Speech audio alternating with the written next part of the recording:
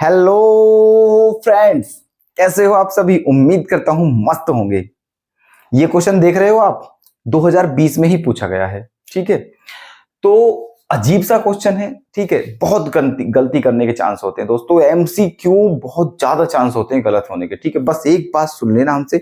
अगर आपने अपने एमसीक्यूज को बिल्कुल सही कर लिया तो आप समझ लेना आपका एग्जाम अच्छा चला गया है। और अगर एमसीक्यू खराब हो गए तो समझ लेना एग्जाम खराब हो गया है। ठीक है, क्योंकि वहां पर कोई भी डाउट करने की गुंजाइश नहीं होती है। अगर गलत है तो गलत है और सही है तो सही है ना। गलत पर बिल्कुल मार्क्स मिलने का कोई चांस नहीं है, केवल सही क्वेश्चन पर ही मार्क्स मिलेगा।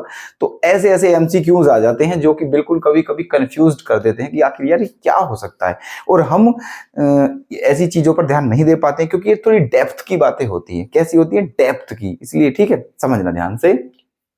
क्या कहा है? The objective function of an LPP is. ठीक है, कहने का मतलब जो लीनियर प्रोग्रामिंग प्रॉब्लम होती है वो उसका जो ऑब्जेक्टिव फंक्शन होता है वो क्या होता है।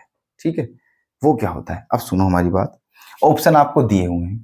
हमने आपको जब कई सारे क्वेश्चन करा दिए हैं, कई क्लास करा दिए हैं। ठीक है, तो ये इस चैप्टर की 7वीं क्लास है। ये इस चैप्टर की 7th क्लास है, 7वीं क्लास है। ठीक है, तो आपको सब कुछ पता है। देखो, जो ऑब्जेक्टिव फंक्शन होता है वो ऐसे होता है जैसे कि 2x + 3y। बताइए होता है या नहीं होता है ना। कुछ ऐसे होता है ना।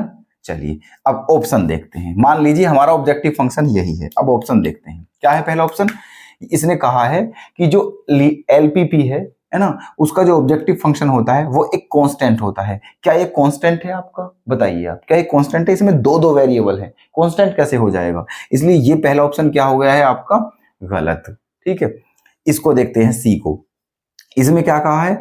एन इनइक्वलिटीज, मतलब ये इनइक्वलिटीज होती है। क्या ये इनइक्वलिटीज है? बिल्कुल भी नहीं है। इनइक्वलिटीज तब होती जब ये ग्रेटर देन इक्वल्स टू कुछ ऐसे करके होता। ठीक है, ये तो इक्वेशन की फॉर्म में है, इक्वल्स टू का सिंबल है। ठीक है, इसलिए ये ऑप्शन भी गलत हो गया है। ऑप्शन डी देख लेते हैं। अ क्वाड्रेटिक एक्सप्रेशन, ये एक क्वाड्रेटिक एक्सप्रेशन होती है? बिल्कुल नहीं, कदापि नहीं। ठीक है, क्वाड्रेटिक इक्वेशन ये बिल्कुल नहीं होती है। देखिए ध्यान से, एक्स और वाई की पावर 1 होगी, केवल 1 से बड़ा कभी नहीं होगी पावर। ठीक है, इसलिए ये ऑप्शन भी गलत हो गया है। अब ये बचा, जब ये तीनों गलत है तो चौथा यही आंसर हो जाएगा। ठीक है, क्यों हो जाएगा समझ लीजिए। क्या कहा है? देखो, ए लीनियर फंक्शन, ये लीनियर फंक्शन है या नहीं है? क्योंकि x की पावर भी 1 है, y की पावर भी 1 है, तो लीनियर फंक्शन है।